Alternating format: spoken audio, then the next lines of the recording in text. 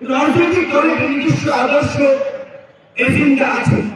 আমি একটা দল, ভাই একটা দল, জামাত একটা দল, ইসলামী আমরা একটা দল, কিন্তু কমন আদর্শ এবং এজেন্ডা আছে শিক্ষকদের। এখন বাংলাদেশ বিনির্মাণ করার জন্য সর্বপ্রথমে শিক্ষকদেরকে ফ্যাসিলিটেট করা দরকার।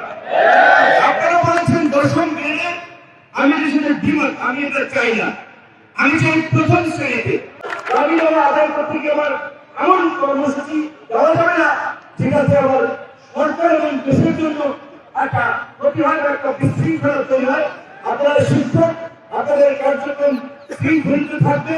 বর্তমান প্রেক্ষাপটে প্রাইমারি স্কুলে কিংবা হাই স্কুলেও এমপিভুক্ত কিংবা যারা বিদ্যুৎ চাকরি করেন তারা যে বেতন পান, সেই বেতন দিয়ে বর্তমান আর্থসামাজিক বাস্তবতায় সমাজে আসলে মানসম্মত ভাবে চলা যায় না। সবাই বলতে পারে যে টাকা দিয়ে তো সম্মান হয় না, টাকা দিয়ে সম্মান হয় না, সেটা ঠিক আছে, কিন্তু এই সমাজের সাথে সংগতিপূর্ণ ভাবে চলার জন্য অর্থ একটা বড় ফ্যাক্টর। একজন সেই স্কুলের শিক্ষক, মানুষ শিক্ষক কত ধনী দরিদ্র কুড়িপতি লাখপতি ছেলে মেয়েকে সে পড়ায়, তাকে একটি সামাজিক অনুষ্ঠানে দাওয়াত দিলে সেখানে তার একটা ডোনেট করতে হয়। সে শিক্ষিত একজন মানুষের শিক্ষক, তার একটা আত্মীয় স্বজন বিপদে পড়লে, অসুস্থ হলে একটা প্রতিদিনের জন্য সহায়তার জন্য তার কাছে আসে। কারণ সে টিচার, তার অনেক ধরনের নেটওয়ার্ক, কিন্তু সে নিজেই যে এই 17-18,000 টাকার বেতন পায়, এই বেতনে বর্তমান বাজার ব্যবস্থায় আসলে চলে না। ছাত্রদের পরিষ্কার ঘোষণা ছিল প্রতিবাদী রাষ্ট্র ব্যবস্থার বিলোপ এবং একটা নতুন রাজনৈতিক বন্দোবস্ত, একটা নতুন সামাজিক চুক্তির মধ্যে দিয়ে আমরা আগামী নতুন বাংলাদেশ বিনির্মাণ করবো। আমরা মনে করি যে রাজনৈতিক দলগুলো, বিভিন্ন রাজনৈতিক দল এই আন্দোলনে অংশগ্রহণ করেছে, রাজনৈতিক দলের নিজস্ব আদর্শ এজেন্ডা আছে। আমি একটা দল, ভাই একটা দল, জামাত একটা দল, ইসলামী আমরা একটা দল, কিন্তু কমন আদর্শ এবং এজেন্ডা আছে শিক্ষকদের। আমি মনে করি আমরা যদি নতুন বাংলাদেশ বিনির্মাণ করতে চাই, তাহলে শিক্ষকদেরকে অগ্রভাগে রাখতে হবে। নতুন বাংলাদেশ বিনির্মাণ করার জন্য সর্বপ্রথমে শিক্ষকদেরকে ফ্যাসিলিটেট করা দরকার। আপনারা বলেছেন দশম গ্রেডে, আমি সেটা দ্বিমত, আমি এটা চাই না। আমি চাই প্রথম শ্রেণীতে।